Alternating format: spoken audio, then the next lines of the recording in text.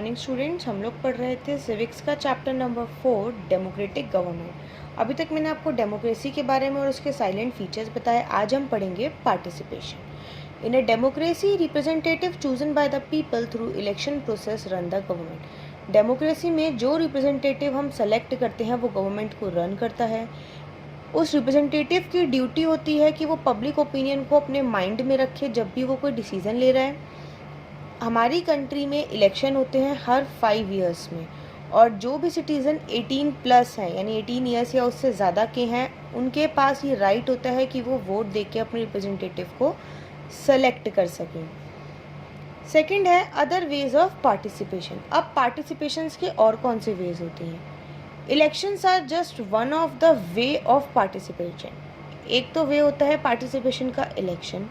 People participate by taking interest in government and even by criticizing the government। लोग दूसरे तरीके से कैसे पार्टिसिपेट कर सकते हैं? गवर्नमेंट की एक्टिविटीज़ में इंटरेस्ट दिखाकर या उन्हें क्रिटिसाइज़ कर कर। अगर हम गवर्नमेंट के बारे में बात कर रहे हैं, अगर मैं आपको गवर्नमेंट से रिलेटेड कोई भी एग्जांपल दे रही हूँ या इस टाइम हम गवर्नमेंट के बारे में बात कर रहे हैं, दैट मीन्स हम उसमें पार्टिसिपेट कर रहे हैं।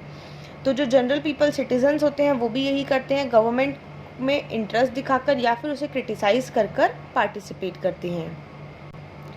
फिर नेक्स्ट आता है हमारा public opinion. There are a variety of ways expressing public opinion which is vital to any democracy. Public जो है अपने ओपिनियन को अलग अलग तरीके से एक्सप्रेस कर सकती है। अलग अलग तरीके का मतलब जैसे कि प्रोटेस्ट करके या न्यूज़पेपर्स में पैम्पलेट्स देकर, पोस्टर्स लगवाकर, अलग अलग तरीके से जो पब्लिक है यानी हम लोग जो है अपने ओपिनियंस को एक्सप्रेस कर सकते हैं। पब्लिक ओपिनियंस होते क्या हैं? What is public opinion? Public opinion is the aggregate of individual views and belief among the adult resident। Public opinion का मतलब होता है एक इंडिविजुअल, एक पर्सन के क्या व्यूज़ हैं, क्या बिलीफ है अपने रेजिडेंस को लेकर या अपनी गवर्नमेंट को लेकर, जिसमें मीडिया जो है वो एक बहुत ही वाइटल यानी कि इम्पॉर्टेंट रोल प्ले करती है। कैसे? न्यूज़पेपर, रेडियो, टेलीविज़न, इन सब पे वो पब्लिक ओपिनियन दिखाती हैं अवेयरनेस के लिए।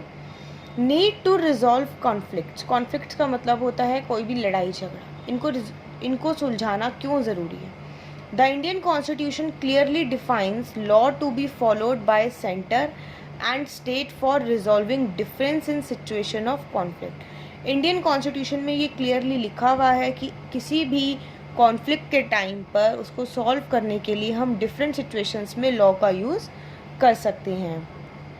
Let us discuss the government's role in resolving conflicts and dispute। Government का क्या रोल होता है? रिवर कावेरी जो है वो एक बहुत ही इंपॉर्टेंट रिवर है साउथ इंडिया की, जिस पर एक बारी डिस्प्यूट हुआ था, झगड़े हुए थे। when there was a fight over sharing water between, जब उसके वाटर को तमिलनाडु और कर्नाटका के बीच में शेयर करने की बात हुई थी।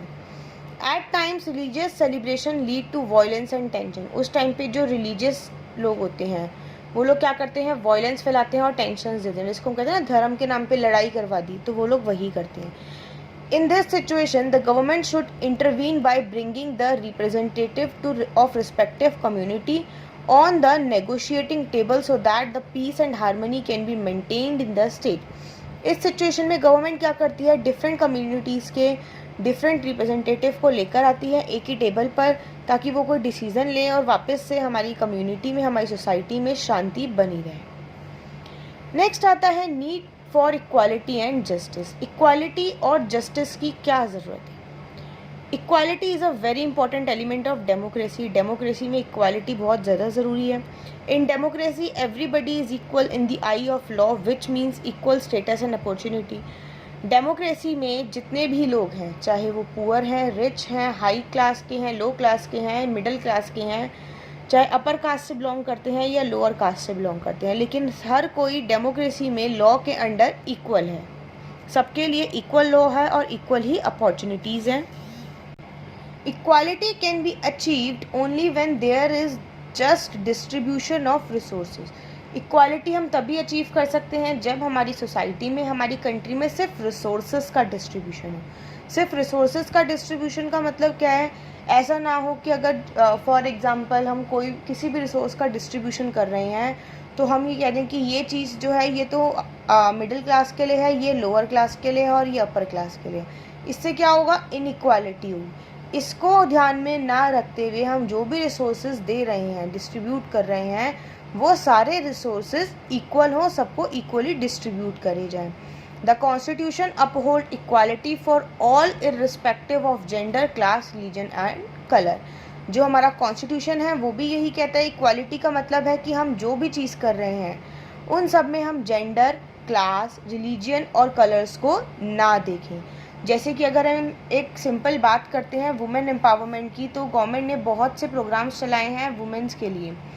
उन प्रोविजंस में, उन प्रोग्राम्स में गवर्नमेंट ने क्या दिखाया है, क्या बताना चाहा है कि कोई भी जॉब, कोई भी एक्टिविटी जो है वो मेन के साथ वुमेन भी कर सकती है, जिसके थ्रू गवर्नमेंट ने ये, इन शॉर्ट गवर्नमेंट ने हमें ये बताया है कि वुमेन्स के पास भी इक्वल राइट है मेंस की तरह। तो बच्चों यहाँ पे आपका ये चैप्टर कंप्लीट हो गया है। अगर किसी को कोई क्वेरी हो तो मुझसे पर्सनली पूछ सकते हो।